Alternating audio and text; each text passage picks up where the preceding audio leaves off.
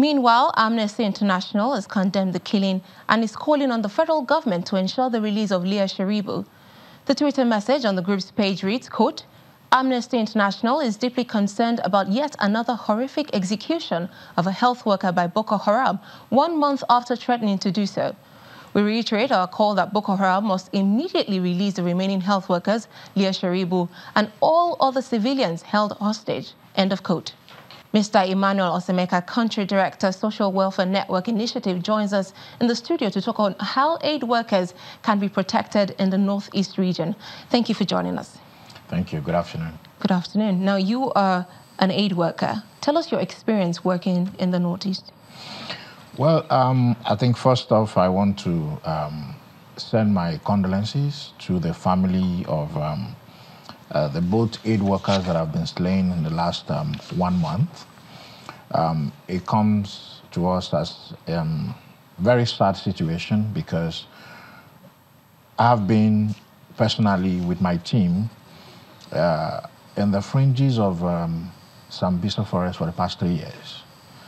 And the past 24 hours have been more like a deep reflection of, suppose, you know, I was this particular Hawali man or Alice that's still in captivity. How would I feel? What would it be like?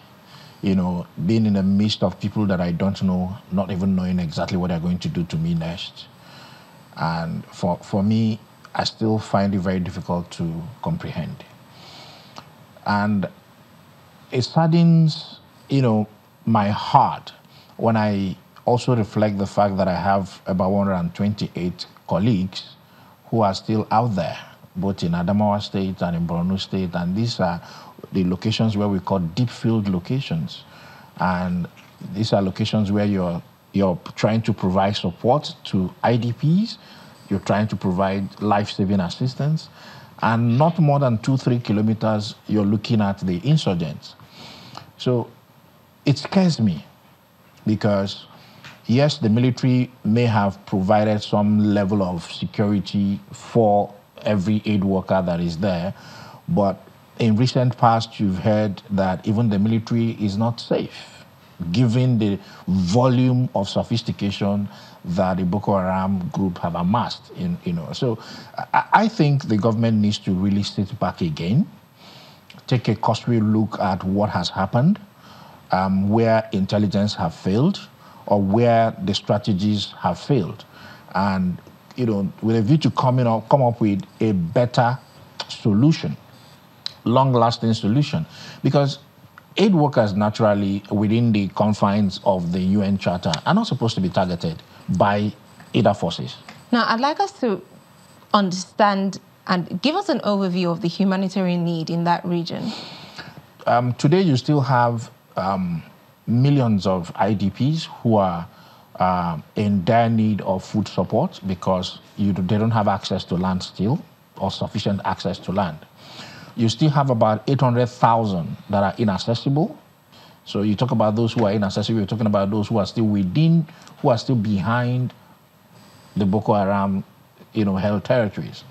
Now, you talk about those who are already within the areas where they can get support through the government's effort or through the humanitarian community.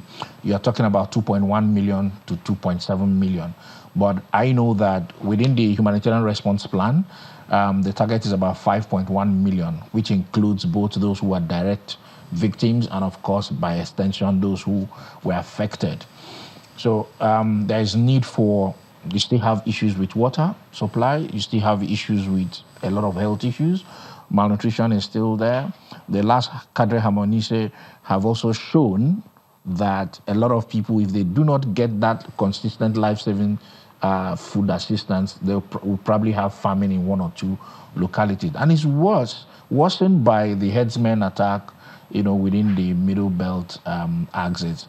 So it's a huge humanitarian crisis. Though currently there is a design currently going on to move from the humanitarian to the development, stage where you probably provide livelihood support to the people and create a more sustainable long-term effect than what we're doing now, because humanitarian support is really pretty expensive. Now, how do we keep aid workers safe? Number one, it is the primary responsibility of the host government to provide security and safety for humanitarian workers. It is as enshrined by the UN Charter. From whatever, all the conversations that has happened, the Nigerian government pledged to provide that support and ensure security and safety for all humanitarian aid workers. And within the UN security and safety policies, they have their SOPs. Every international agencies also have their standard operating procedures. Likewise, the Nigerian NGOs as well. But you must also understand that the Nigerian NGOs are experiencing humanitarian response for the first time. Right. So, but basically, it's all about ensuring closer collaboration with the government. We have to go on a break now. Thank you so much for speaking with us. That was Mr. Emmanuel Osemeka, the Country Director of the Social Welfare Network Initiative. Thank you so much once again for coming with us on the program.